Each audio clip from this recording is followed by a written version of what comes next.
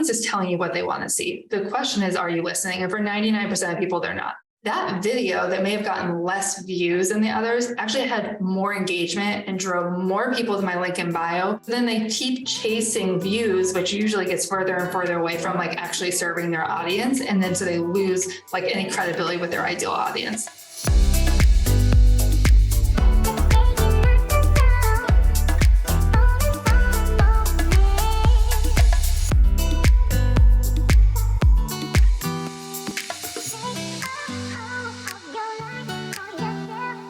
Welcome to the Raquel Show. This show is for entrepreneurs who want to play bigger in business and in life. And today I have a very special guest who I met almost a year ago from one of my clients.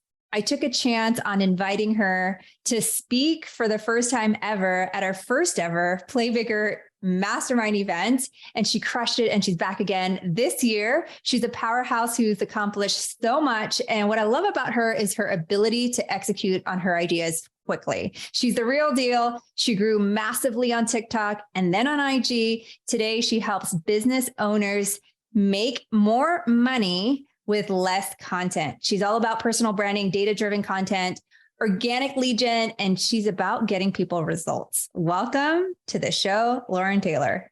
My gosh, that was a great intro. Thank you for having me. Anytime you need me to be your hype woman, happy to do it. So we're going to dive right in because you're a badass. Perfect. And I want to know, how did you find the passion to help people grow their business with less content?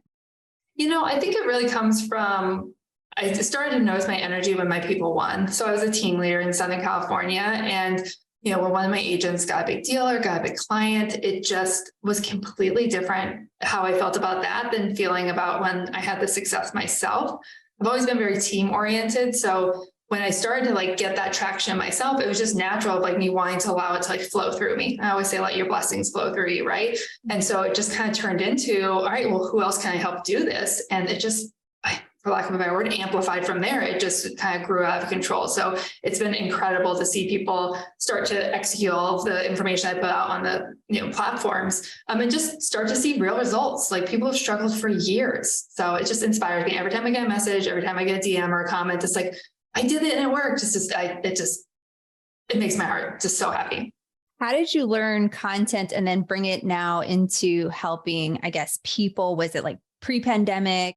Have you been doing this at a while? I mean, because you grew rapidly. So I was one of the first 8 schools on Facebook. I'm user number 6,000.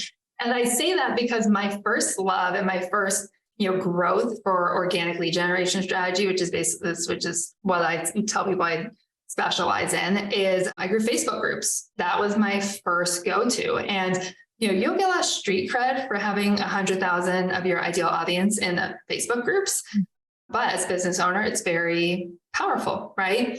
So it was years until I was like, hey, I'm going to expand onto other platforms. I wanted to diversify. I wanted to get in relationship with more people that I wanted to help. And so short form video was going crazy. I had seen some people go crazy on TikTok, and I was like, you know what? I need to give this a go. I need to really lean in here. And honestly, I'll say this honestly, guys, I was tired of losing to people with better brands. I was so tired. I was tired of losing people that I felt like I could help more people. I could bring more strategy. I could bring more support to them, but I didn't have the personal brand that they did. So I leaned in. And so I did 30 videos in 30 days on TikTok. And I think I passed 5,000 followers really quickly. And grew to 100,000 in 12 months. It just snowballed from there. But I've always used this kind of value-based growth strategy, always coming from a place of what can I give? And the more that I give and the more freely I give, the more the world just seems to give back to me. And that's always been my content strategy. For sure. Value-driven content. And like my mentor coach says, Sharon, brand is the most efficient business model. And you couldn't have helped us, with what you said, basically hone that in. What I love about you is you're so data-driven. What's working right now that you see your agents or entrepreneurs or business owners do today? Oh gosh. So in December, so about 120 days ago, I decided to lean on Instagram. I started with 2,500 followers, and actually today I will cross 100,000, which is insanity. And there's a number of things that are working there. every platform is different. And I think understanding the nuances behind the platforms really is important. But more than anything, business owners make the mistake of feeling like they have to be big on every platform. Like I didn't move to TikTok until I had mastered Facebook. I didn't move to Instagram until I had mastered TikTok, right? And so number one, focus on one platform because you'll learn the nuances there. People speak a different language. There is a culture. On TikTok, it's more of an interest-based algorithm. On Instagram, it's more of an engagement-based algorithm. On Facebook, it's still largely based on connection. So you learn those little things and you learn how to use them to your advantage. On Instagram specifically, engaging with other accounts that have the same or similar audience to you is a huge way to get in front of their audience. So anytime that you can drive engagement, whether it's a message or a DM or a comment with an account that shares your similar audience that you're trying to build, that is elevating your content and putting your content in front of other people. And that's not what we put in our videos, right? It's all the other gurus are like, oh, well, you put your video and the lighting and the hook and the no. Like people, they don't want people who are coming on the platforms, publishing videos and leaving because those people, they can't sell ad spend on. So you have to be an active user if you want to get the benefits of being an active user. So good. If somebody was to start today, which platform would you recommend if they were to focus on one? Instagram. It pains me to say that. I was such a poo-poo person about Instagram. I disliked it for so long. What changed? Probably me, probably not the platform. No, I think the culture changed, honestly. So TikTok really forced the other platforms to get authentic. It was very telling watching, Instagrammers who were largely very aesthetically based come over to TikTok and fail, which was definitely more the personality driven platform. But that really pushed people into not wanting influencer influence anymore. So we've seen a big push to the anti-influencer, the average person. People don't like influencers once they reach a point where they no longer have to have another job. They want to be a part of that person's growth and also follow them in their journey and not just have someone be famous for being famous. So when I started on TikTok, it grew really quick, but the limitations of the messaging system definitely held me back. So when I transitioned over to Instagram, I have made more revenue on Instagram in the last 120 days than I have my entire time, multiple times of whatever I made through TikTok. And there's a number of reasons for that. I think there's a more mature demographic. I think that people have been struggling on it longer. So it's opposed to going to a new platform like TikTok and learning it. I've struggled here long enough. I'm ready to finally figure it out. And also just the older demographic who has a more stabilized income, who's ready to invest in themselves. Mm-hmm. Yeah. So good. So how does somebody keep up with these trends since you're so data driven? Analytics. Your answers to everything's in your analytics. So using your insights on your account, it will tell you, your audience is telling you what they want to see. The question is, are you listening? And for 99% of people, they're not. They're not going into their analytics and realizing, wow, that video that may have gotten less views than the others actually had more engagement and drove more people to my link in bio than any other video. So then they keep chasing views, which usually gets further and further away from their niche or from actually serving their audience. And then so they lose any credibility with their ideal audience. So I definitely would recommend going to your analytics at least once a week, identifying which videos are performing. And then also keeping an eye on what your competitors are doing. Don't overconsume their content. Don't become a mirror, but just knowing is there a common theme or topic that is happening around me that I need to be in a conversation about? So when AI came out, right? If you're in the business space and you're not talking about AI, you are no longer relevant. But if you are waiting until that gets too big, where it's it comes through the news and not through your feed, then you probably missed the wave. So it's kind of a balance of seeing what's going on around you and then also looking at your own data to make better decisions about the type of content your people actually want to see. I think that's so key because a lot of times people are just making content for vanity metrics, for likes, for views, but it really doesn't equate to business. And then they're wondering, a couple months later, I'm so burnt out. I feel like I've worked, but got nothing. Mm-hmm. So yeah. I want to know, somebody that studies content, helps people with content.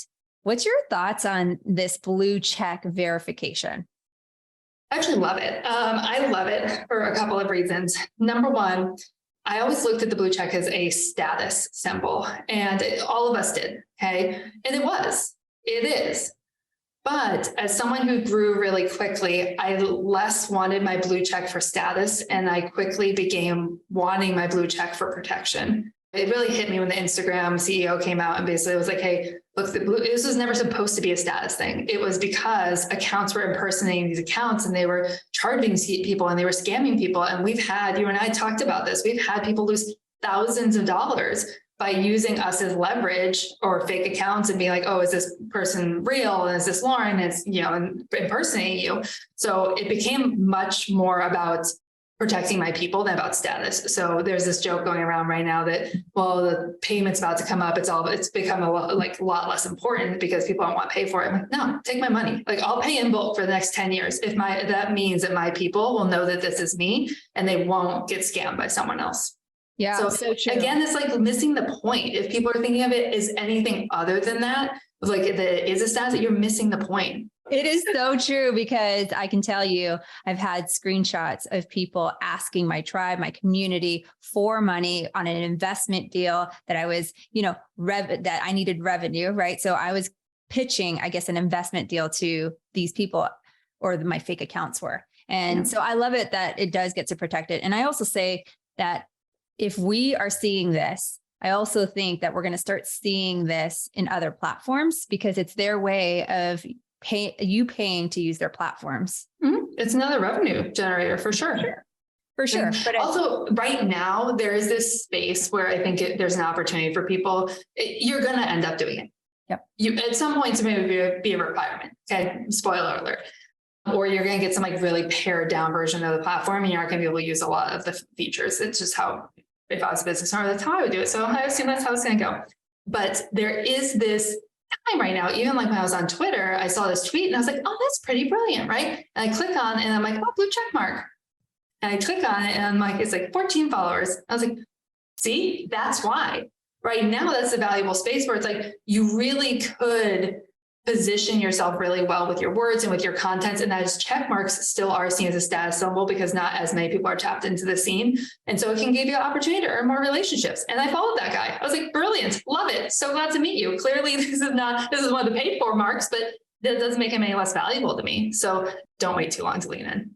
It's perspective, if anything. It's an initial blink when somebody sees your profile. So if you had to start over, Lauren, what would be 3 things you would do immediately, knowing what you know today when it comes to social media and content?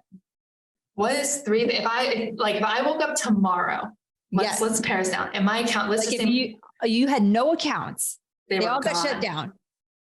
I would lean into my email list. If you're not using your email list, then you have a problem. I would start over. I would start over. Here's the thing. One of the reasons why I think I grew so quickly on Instagram is because I came on with camera confidence. And I will see people hit my feed and I'll look at their followers. It's like 2,500 followers. It's like, they're going to be big. Not for any other reason that they bring confidence. Now, most people, they struggle with bringing confidence on camera because we're looking at ourselves and we're judging ourselves. I'm not talking to anyone, I'm talking to myself. So one of the things that I would do is I would start doing the side documentation strategy that I kind of teach on my feed, which is essentially not creating content, but just documenting the conversations you're already having. Because if you and I are just chit-chatting here about the verification check mark and like what we think is going to happen about it, I'm going to be a lot more passionate. I'm going to be a lot more like specific and direct than if I'm like, well, I don't want to upset millions of people. So I'm going to just, whitewash myself and neutralize myself. I don't want to make anyone mad, which is generally what happens when people go make videos where they're like talking head videos. So I would start with side documentation. I would hire a VA for $3 an hour. I would share an iPhone album with them. I would have them cut up all of my meetings, what's happening every single day, and edit them into short form videos. And I publish 8 to 10 of them a day. And I bet you I grow 10 times faster than I already did. I love tactical. Don't add time. Like, use the time you're already doing. 100%. So where do you see people make mistakes today when it comes to content? Chasing views. Vanity. Views. Mm-hmm. Yeah.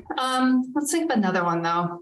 Honestly, I think that there's a big shift right now, and this is probably somewhat breaking news, but there was a big focus in the last 90 days on Instagram with the whole B-roll that I kind of built myself off of, which is recording these day-to-day activities and then doing text on screen that inspires people or teaches people. I am seeing a new like lazy trend come out and doing the side-by-side remixes, or so like basically reacting to someone else's content. And then also the like what I call the green screen news alerts, where it's like, okay, this just happened. It's behind me. Let's talk about this. And we're bringing it to our audience for the first time. So I think that those two types of content can be kind of intimidating to people, because who am I to put myself next to Gary Vee? Like who am I to comment on the Wall Street Journal? It's almost like it really plays on our like imposter syndrome. So I think the mistake there is those thoughts. Who are you to say, yes, I align with this belief. I agree with this person. Oh, sorry, like I don't agree with this person, or this is important and you should consider watching and thinking about this. So just kind of getting out of your head about what type of content that you can do or that you're supposed to be doing, given like what you've been able to accomplish on a platform. Just do what makes sense. I know that you brought that up, and I just actually saw one this morning. And it was really cool to see her actually share his audience. So it was Layla took what she said on Pace's podcast. I think they just posted it today, but I thought for sure this was Pace's podcast. It probably was, but the way she positioned it to share both of their audience was amazing. Yeah, we're seeing so many more like big collaborations like that, where they're cross-pollinating audiences, which I think is just brilliant. I've always been about collaboration versus competition. Is just brilliant. It's definitely been a big shift that we've seen even the last 2-3 weeks as big creators partnering together. I mean, and that just goes to show she has a huge audience, and she could have just put her story or her segment of the podcast up, but she included him in the beginning, which I thought was really, really cool. It's about relationship building, right? I mean, I guess that's another huge mistake that I see people make, is that y'all take advice from, I'm going to assume that the majority of the business owners listening right now are not 19-year-olds selling chapstick or a sweatshirt. So everyone takes advice from influencers who are trying to build an influencer type audience, which is like affiliate marketing and, that type of audience, or like even like the travel blogging, but it's not relationship driven content. And so that is something I would love to get people through people's head, is that she did that because she wants a better relationship with him. And she is showing that I am in alignment with him, which gives her more opportunities to align with other creators, right? So stop following 19-year-olds who are teaching you how to do trend alerts that are designed to sell chapstick and start looking at the people who are building real relationships through these platforms. Oh my gosh, so much gold. Here's what I see that's happening right now is some people are making content just for the sake of making content. Mm-hmm. And what's one strategy you're teaching your students or people you work with that actually helps them get leads and clients? That's a great question. So I got really frustrated when I first started on TikTok, because they're like, all of a sudden these like Canva template, like content stuff came out, where it's like, I'm going to sell this to like 1,000 agents and they're all going to use the same thing. And then everyone's really upset when it doesn't work. It's the same idea of like not curating your content for Facebook page. It's like you keep a Facebook page for a year and a half, 2 years, 3 years, you post every single day, nothing happens, but you keep doing it. Like, what's the point? So I love that you just brought that up, because it's like, if it's not going to work, or if you're not doing it for a purpose, then don't do it at all. Mm-hmm. I think that what is really working right now is education always works. First of all, a lot of the things that people want to know about, business owners don't want to talk about though. So it's not necessarily what is exactly in alignment with what you want to sell. And that's a mistake that people make, is that you need to cover the things that supplement and benefits your ideal audience when it's not you directly benefiting from it. And that is where trust is built. So even if you are in real estate, right, featuring local businesses, really puts you in the place where you are like a community person. I am a husband, and I am a father, and I am a baseball coach, and I live in this community, and every Friday we come to Tony's for pizza, right? That person is so much more relatable than the person who's just touring homes all day long, being like, message me if you want to buy, message me if you want to buy. So kind of using that position of bringing your like humanity forward versus I always say people don't want to work with realtors, people want to work with people. So you have to be a person that happens to be a realtor. So putting the people first and the realtor second is really what's driving leads. And then also supporting it through education, like different type of programs. They're really hot and sexy right now. Also there's a lot of new builds who are offering like special interest rates and not enough people are talking about them. For some reason, everyone wants to talk about these beautiful listings just hit the market. Like, what about this new construction property with a $15,000 rebate? It's like free money. And the interest rate is 1.5% less than everyone else. And no one's talking about it. It's mind blowing to me.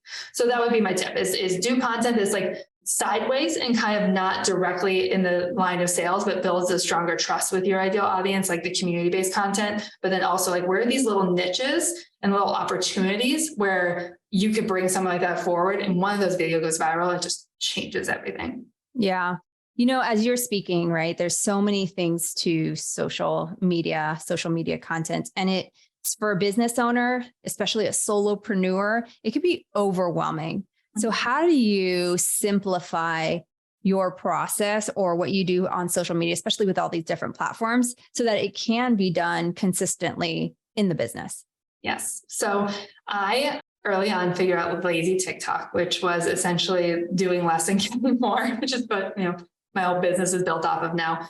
But that was the strategy that I really coined, was how do I do less content, less energy intensive, and get more like this side documentation is a perfect example of it, right? I'm not setting aside content. I'm not hiring a production team. I'm using a $3 to $5 an hour VA and, it's done.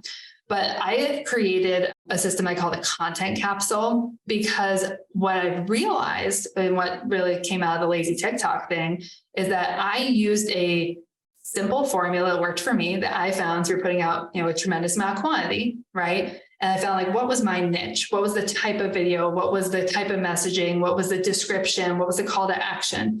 And so I really am training our people that like, if you put out 100 pieces of content, those success patterns are in there. And so then we want to catalog those videos that work every time.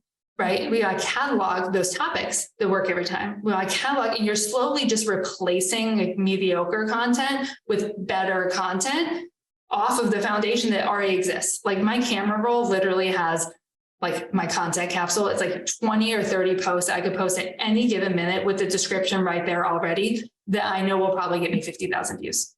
So the mistake that people make is thinking that they have to restart and re-go over. No, you need to redistribute and repurpose and reimagine. You can do it yourself.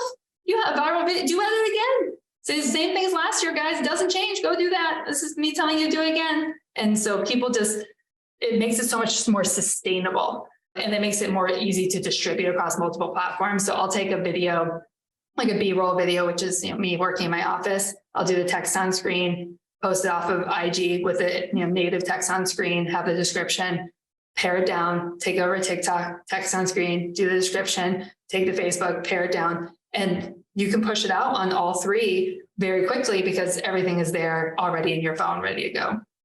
Yeah, I love how that content capsule and how you can sort of batch and reuse and repurpose. So it's one thing to put content out there as a business owner. How do you even keep up with the next part, which is engagement, comments? Like, do you just reply to everybody at once? Do you actually have a schedule? Do you have a system for it? Because where relationships are built is not necessarily one way, it's two way. Yeah. I mean, first of all, like the point of the content is to get the comment to build the relationship. So if you are not in your comments, you are missing the point. Like, no wonder we're probably not selling through social, because you're not being social.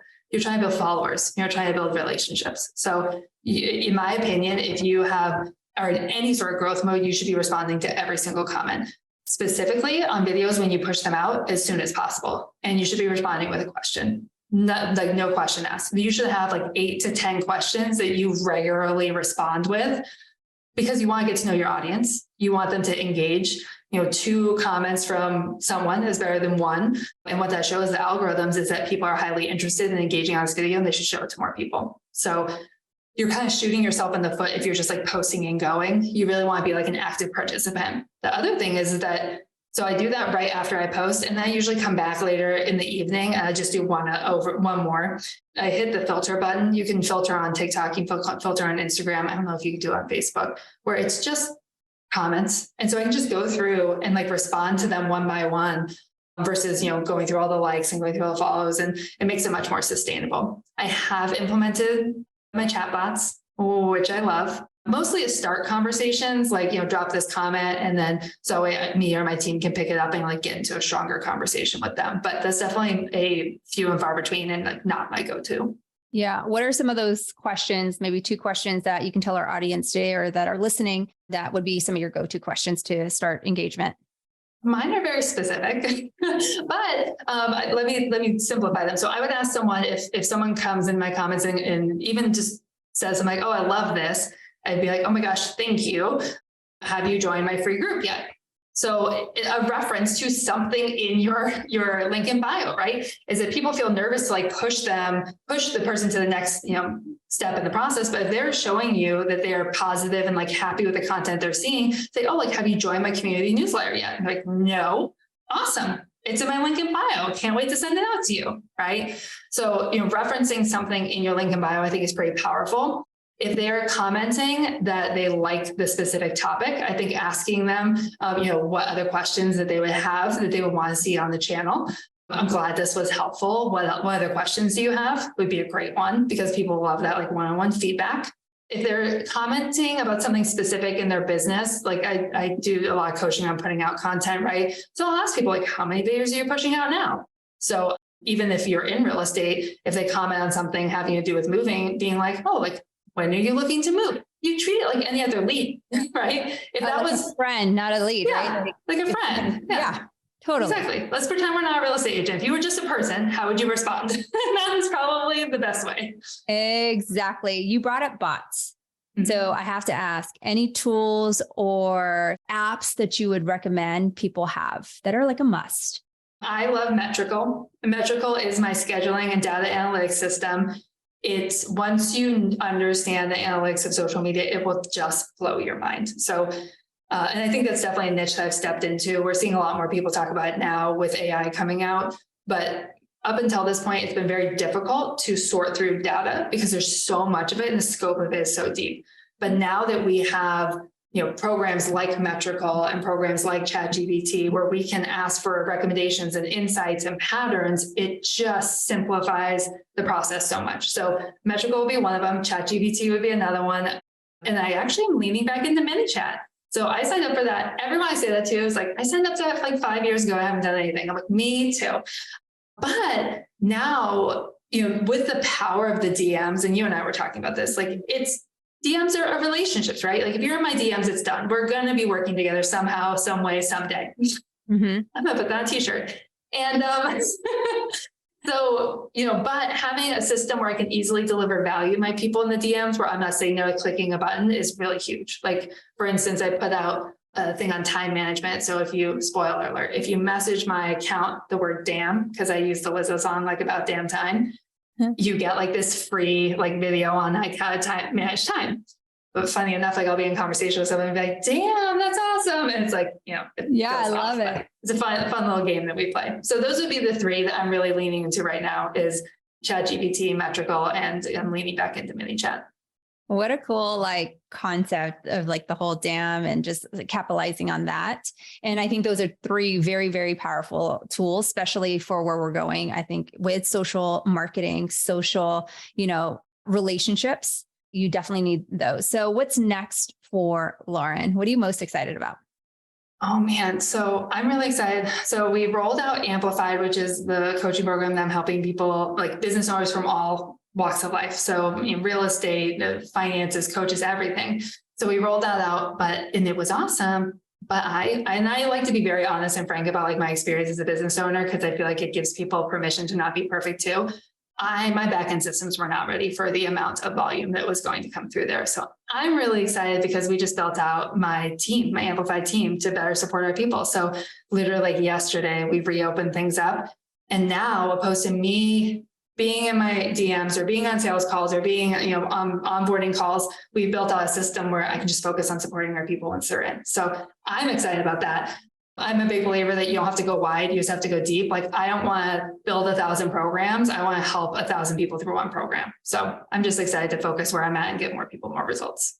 You gave so much gold and so much nuggets, dropped so many bombs.